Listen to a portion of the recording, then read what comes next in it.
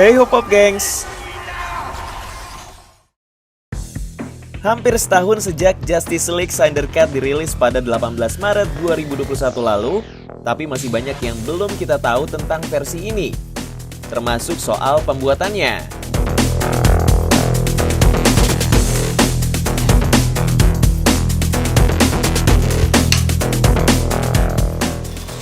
Well, mengingat alasan penayangannya yang cukup dramatis, mulai dari pemotongan versi asli untuk versi teater oleh Joss Whedon, sutradara Avengers yang ditunjuk sebagai pengganti setelah Snyder mundur karena kematian putrinya. Hingga berhasilnya para fans mendesak Warner Bros.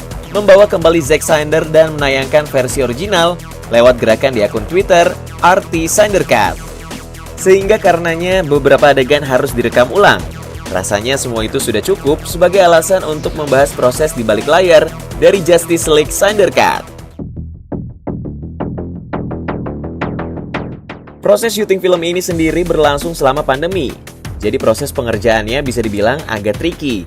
Karena selain ada banyak pembatasan, dana yang disediakan oleh Warner Bros. Untuk produksinya hanya 70 juta US dollar. Beda jauh dengan biaya untuk versi teater yang mencapai 300 juta US dollar. Makanya beberapa setting lokasi, terutama dengan cakupan area cukup luas, mesti disorot lebih banyak dengan menggunakan teknologi green screen, seperti yang terlihat dalam adegan pertarungan di Tugu Peringatan Superman. Cyborg where you boom, pound him. Action! You throw him.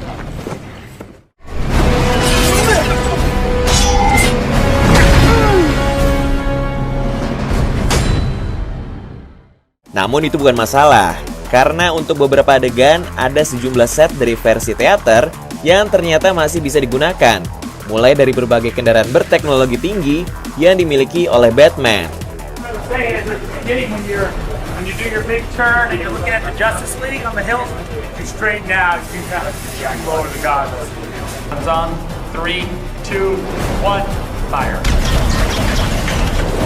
Here comes your hard bump to the right. 3, 2, 1. Bump to the right. Explosion. Are you okay?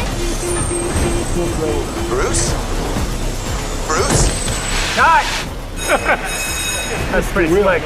And then we just have Ben turn right out of that, right? Kemudian set gedung untuk adegan perampokan bank, di mana Wonder Woman jadi sorotan utama. Grab his head. You're not, it's like, you almost want to give it to it. Rather than you trying to stop it, yeah. I'm out!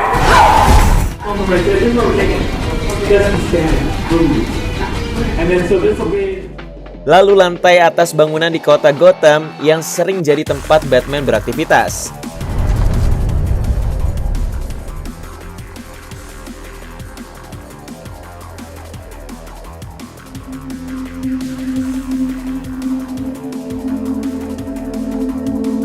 My involvement with the DC world and with this trilogy of movies. Hingga set lapangan football yang merekam kilas balik kehidupan Fighter Stone sebelum jadi cyborg.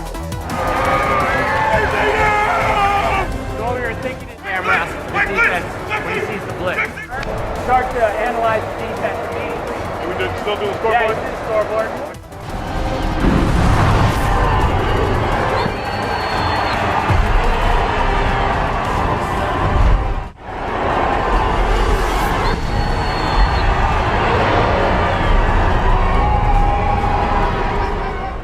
Meski begitu, tetap saja ada beberapa adegan dalam film ini yang benar-benar menggunakan set baru. Seperti area perkotaan yang jadi lokasi Flash menyelamatkan Iris West.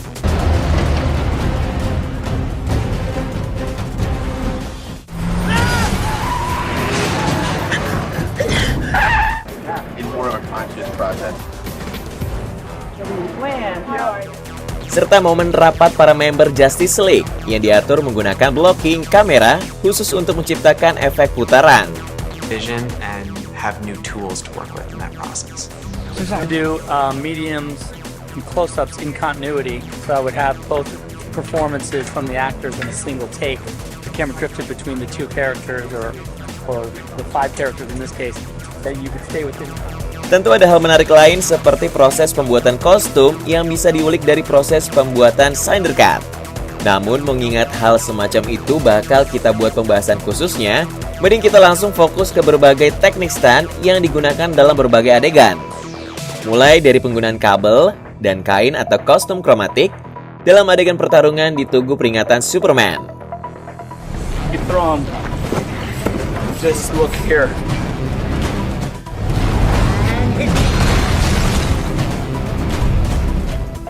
Lalu setelan motion capture yang dipakai oleh tentara Steppenwolf dan Cyborg. Kemudian menggunakan kabel untuk adegan hempasan dan pemeran mengganti seperti pada adegan pertarungan di bank. Hingga adegan surreal yang berhubungan dengan Aquaman, seperti momen pertarungan di Atlantis yang menggunakan tuning fork sebagai perlengkapan utamanya.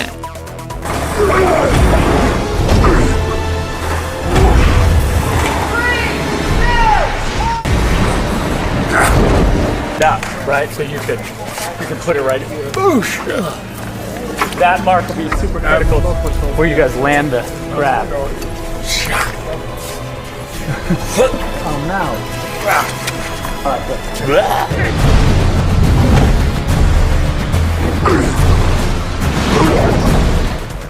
Dan adegan dari pertarungan pembuka yang menggunakan beberapa teknik stunt sekaligus.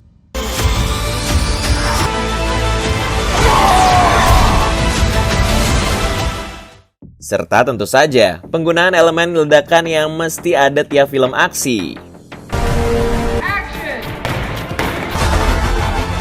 Juga koreografi yang memukai rancangan tim stunt untuk seluruh adegan pertarungan dalam Snyder Cut.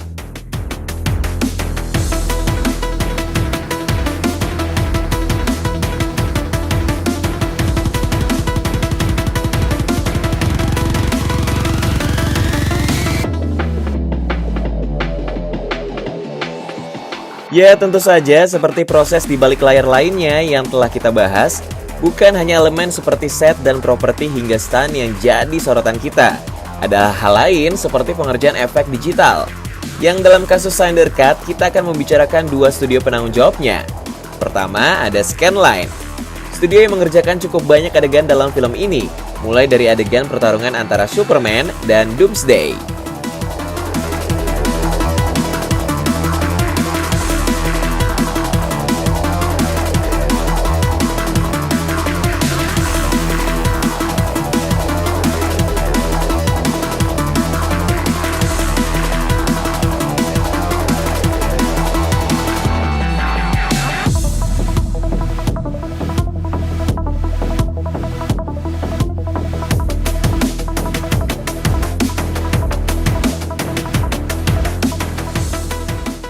Lalu lingkungan perkotaan yang hancur pasca konflik Superman versus Batman.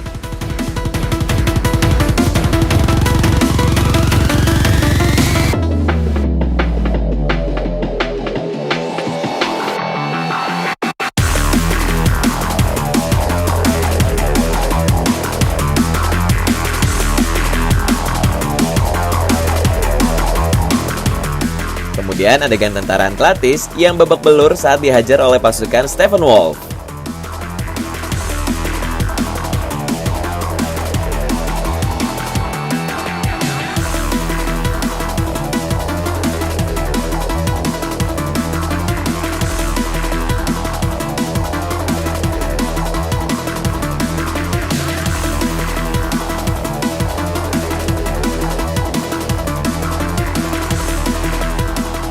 Termasuk juga seluruh rangkaian pertarungan lain yang melibatkan para member Justice League dengan seluruh pasukan Steppenwolf.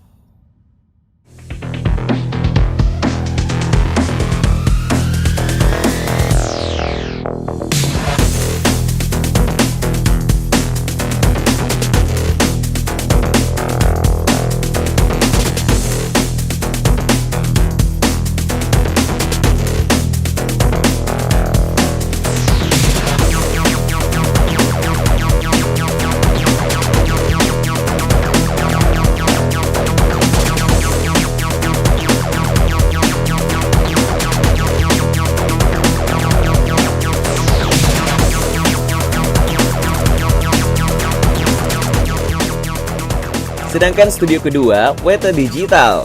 Mereka bertanggung jawab untuk pengerjaan adegan pertarungan di awal film. saat para pahlawan dari masa 3000 tahun sebelumnya bersatu untuk melindungi bumi dari serangan Darkseid.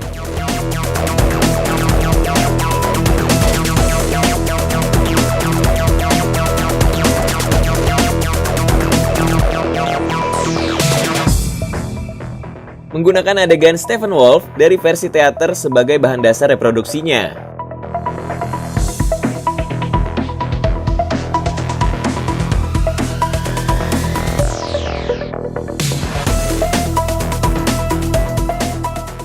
Selain itu, Studio Weta ini juga mengerjakan berbagai detail untuk penampilan dasar para karakter dari proses desain hingga gerakannya.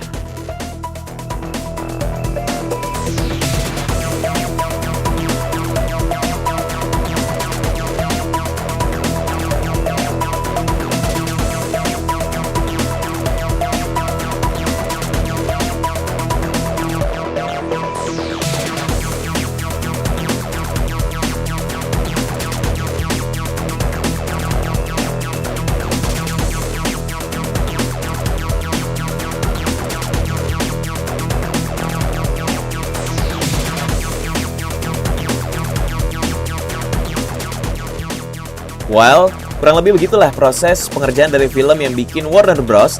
Dengan para fans DC masih terus saling serang sampai hari ini. Apalagi memang katanya versi ini bakal ditiadakan dari DCEU setelah saga The Flash yang bakal tayang beberapa bulan ke depan. Sehingga memicu gerakan tagar baru di Twitter, #RestoreTheSnyderverse.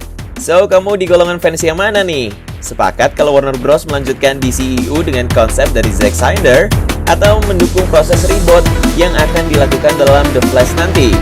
Tulis pendapatmu di kolom komentar ya. Ciao!